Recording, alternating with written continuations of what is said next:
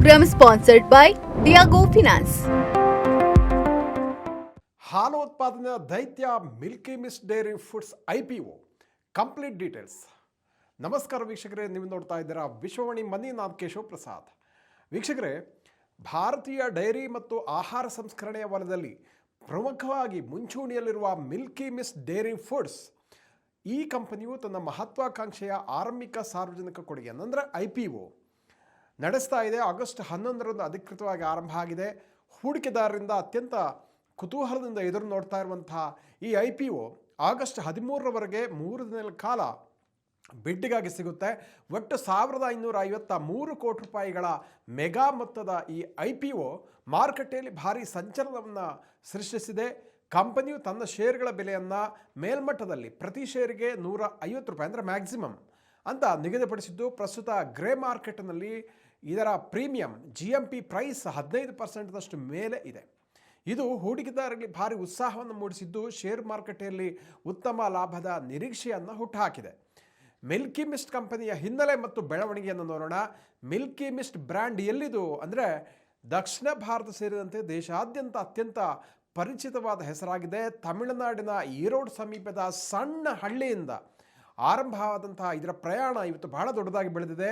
ಈ ಕಂಪನಿಯು ಗುಣಮಟ್ಟದ ಹೈನುಗಾರಿಕೆ ಮತ್ತು ಅತ್ಯಾಧುನಿಕ ತಂತ್ರಜ್ಞಾನದ ಬಳಕೆಗೆ ಅತ್ಯಂತ ಫೇಮಸ್ ಆಗಿದೆ. ಇದರ ಸ್ಥಾಪನೆ ಮತ್ತು ವಿಸ್ತರಣೆ ಬಗ್ಗೆ ನೋಡಿದ್ರೆ ಗುಣಮಟ್ಟದ ಹಾಲು ಮತ್ತು ಹಾಲಿನ ಉತ್ಪನ್ನಗಳನ್ನು ನೇರವಾಗಿ ಗ್ರಾಹಕರಿಗೆ ತಲುಪಿಸುವ ಉದ್ದೇಶದಿಂದ ಆರಂಭವಾದಂತಹ ಈ ಮಿಲ್ಕಿ ಮಿಸ್ಟ್ ಇಂದು ಲಕ್ಷಾಂತರ ಗ್ರಾಹಕರ ಮನೆ ಮಾತಾಗಿದೆ. ಮಿಲ್ಕಿ ಮಿಸ್ಟ್ ಕಂಪನಿಯು ಕೇವಲ ಹಾಲು ಮಾತ್ರ ಅಲ್ಲ, ಹೈನುಗಾರಿಕೆ ಮತ್ತು ಆಹಾರ ಉತ್ಪನ್ನಗಳ ದೊಡ್ಡ ಒಂದು ಲಿಸ್ಟನ್ನೇ ಇದು ಒಳಗೊಂಡಿದೆ. ಗ್ರಾಹಕರ ಬೇಡಿಕೆಗೆ ತಕ್ಕ ಹಾಗೆ ಮಾರ್ಕೆಟ್ನಲ್ಲಿ ಲಭ್ಯ ಇರುವ ಪ್ರಮುಖ ಉತ್ಪನ್ನಗಳ ಇದರ ಲಿಸ್ಟನ್ನೊಮ್ಮೆ ನೋಡೋಣ. ಮೊದಲನೇದಾಗಿ ಪನೀರ್. ಮಿಲ್ಕಿ ಮಿಸ್ಟ್ ಪನೀರ್ ನಿಮಗೆ ಗೊತ್ತಿರುತ್ತೆ, ಅತ್ಯಂತ ಮೃದುವಾದ ಮತ್ತು ತಾಜಾ ಆಗಿರುವಂತಹ ಪನೀರ್ ಹಾಗೂ ಹೈ ಪ್ರೋಟೀನ್ ಪನೀರ್ ಉತ್ಪನ್ನಗಳು ಇದರಲ್ಲಿದೆ. ಎರಡನೇದಾಗಿ ಚೀಸ್. ಇದು ಪಿಜ್ಜಾ ಮೊಜೆಲ್ಲಾ ಚೀಸ್ ಅಂತ ಒಂದು ಬ್ರ್ಯಾಂಡ್ ಇದೆ.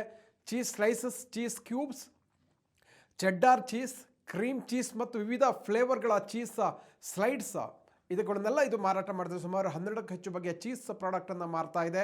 ಮೊಸರನ್ನು ಮಾರ್ತಾ ಇದೆ.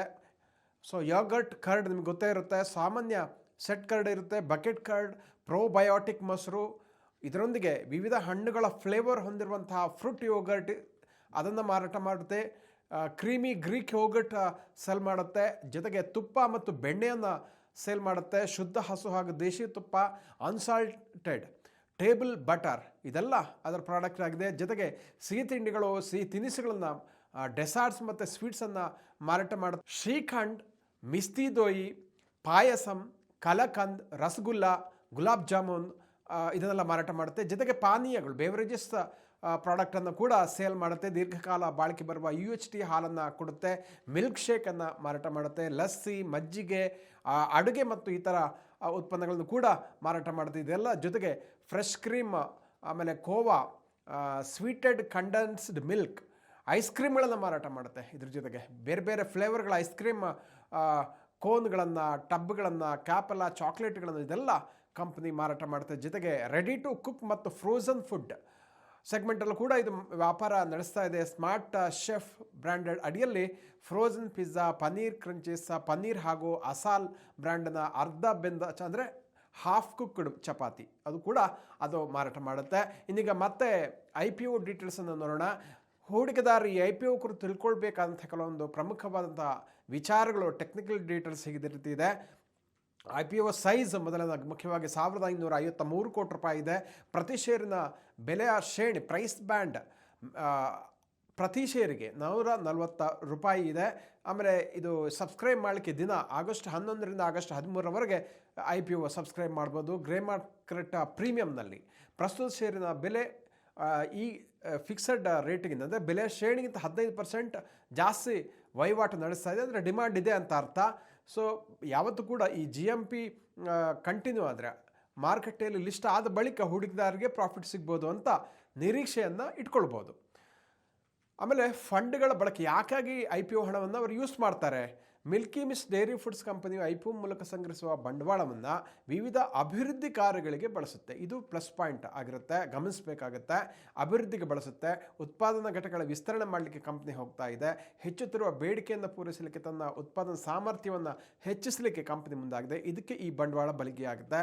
ಅದೇ ರೀತಿ ಸಾರಿಗೆ ಮತ್ತು ಶೈತ್ಯೀಕರಣ ಜಾಲ ಅಂದರೆ ಕೋಲ್ಡ್ ಚೈನ್ ಲಾಜಿಸ್ಟಿಕ್ ಅದನ್ನು ಡೆವಲಪ್ ಮಾಡಲಿಕ್ಕೆ ಕೂಡ ಈ ಒಂದು ಬಂಡವಾಳವನ್ನು IPO ಮೂಲಕ ಸಿಗುವಂಥ ಹಣವನ್ನು ಬಳಸುತ್ತೆ. ಅದೇ ರೀತಿ ಸಾಲ ಮರುಪಾವತಿಗೆ ಕೂಡ ಅಂದರೆ ಸಾಲ ರೀಪೇಮೆಂಟ್ ಮಾಡಲಿಕ್ಕೆ ಕೂಡ ಒಂದಷ್ಟು ಹಣವನ್ನು ಒಂದು ಸಣ್ಣ ಅಮೌಂಟನ್ನು ಅದು ಮರುಪಾವತಿಗೆ ಕೂಡ ಬಳಸಲಾಗುವುದು ಅಂತ ತಿಳಿಸಿದೆ.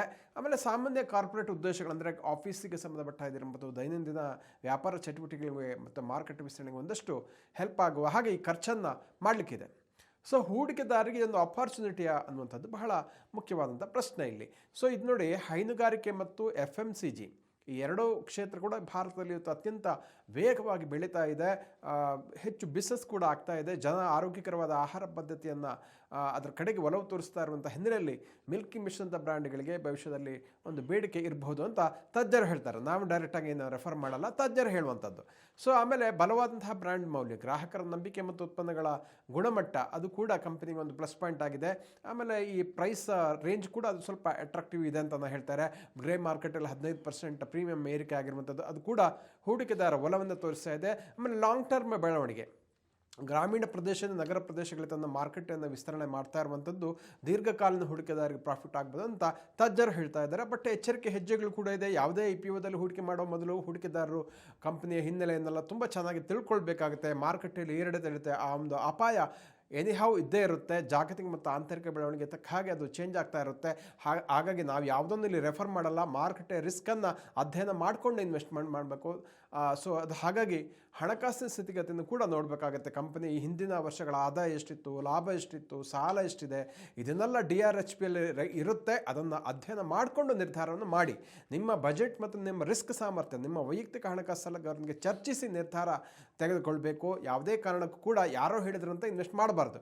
Milky mist dairy foods IPO ಹೈನುಗಾರಿಕಾ ವಲಯದ ಮೇಲೆ ಒಂದು ನಂಬಿಕೆ ಇಟ್ಟುವಂಥ ಹೂಡಿಕೆದಾರರಿಗೆ ಒಂದು ಅವಕಾಶ ಇರ್ಬೋದು. ಆಗಸ್ಟ್ 13ರವರೆಗೆ ಈ ಬಿಡ್ ಮಾಡಲಿಕ್ಕೆ ಅವಕಾಶ ಇರುತ್ತೆ. ಹೂಡಿಕೆದಾರರು ಸಬ್ಸ್ಕ್ರಿಪ್ಷನ್ ಇದನ್ನು ಈ ದತ್ತಾಂಶ ಅಂದರೆ ಡೇಟಾಗಳನ್ನು ಕರೆಕ್ಟಾಗಿ ಸೂಕ್ಷ್ಮವಾಗಿ ಅಧ್ಯಯನ ಮಾಡಿ ನಂತರ ತೀರ್ಮಾನಕ್ಕೆ ಬರಬೇಕು.